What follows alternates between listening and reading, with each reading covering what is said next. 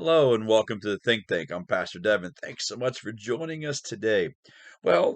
This week is the week of love, Valentine's Day week. And you know what? The world wants love. Definitely does. Everybody wants love. The problem is that we want it badly, but we're also so very scared of it at the same time. And the reason is because we don't really know what real love is.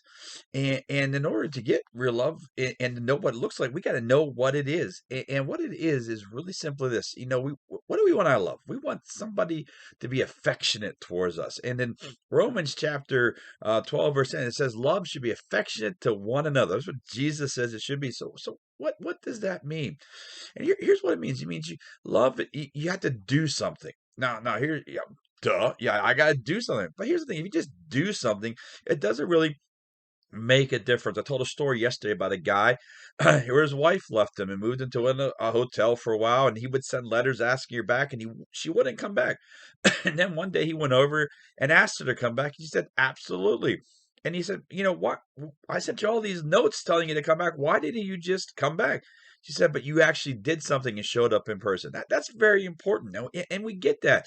But just doing things isn't all that love is. Sometimes people think that." Because it's not enough to do something, you also have to do it with passion. You have to have some passion behind it.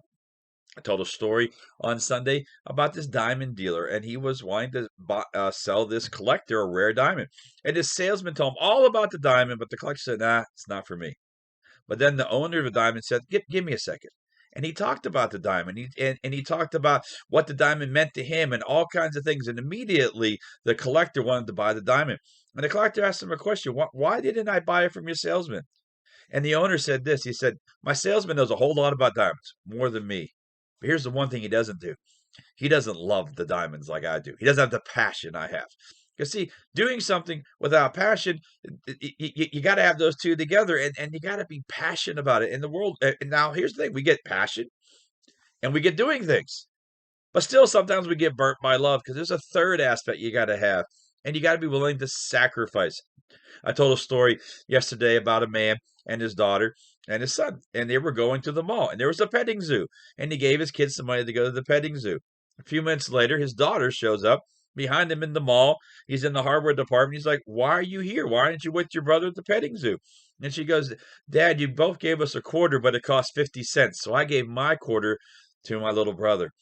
Now, he said his daughter loved cuddly, furry animals like nobody else. But she was willing to give that to him because she said she understood the family model that love is action, but not just any action, but sacrificial action, giving up something else for someone else with no expectation in return. He said it warmed my heart to see that she chose to give of her quarter so her little brother could go to the petting zoo instead of her. And that's the thing. Love has to be not just something we do, but it has to be done passionately. And we got to be willing to make a sacrifice. And that's where the world gets wrong because, we put love out there, but we want to make sure we're going to get something back in the first place.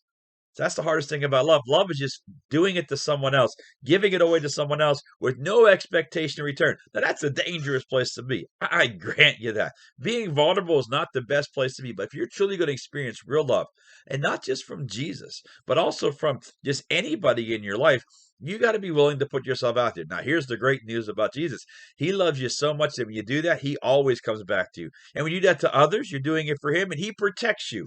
Because we can get burnt by love so many different ways, but Jesus wants to protect you from that. And when you do it that way, the way he says to do it, boy, your love will be so much better. It'll be returned to you, and you'll feel so much better about yourself. And then you get to experience the real love that you've always wanted to have. So remember, love has to be doing something passionately, sacrificially, just what Jesus did for us on the cross. He did something, he did it passionately, and what else did he do? Definitely was a sacrifice. He didn't do it in the first place, but he did it because he wanted to do it for you. When we do that for others, yeah, they might not return that love to you, but Jesus will. And why will Jesus do that? Because he wants to make you happy, but also because Jesus loves you. I love you, and you are absolutely awesome.